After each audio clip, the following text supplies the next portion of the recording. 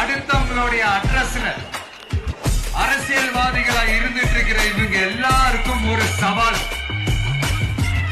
என்ன மாதிரி தனியா என்ன மாதிரி சொந்தமா ஒரு கட்சி ஆரம்பிச்சு 1% அட்லீஸ்ட் 1% வாக்கு வாங்கி காட்டுற அந்த தில் இருக்குதா, திராணி இருக்குதா?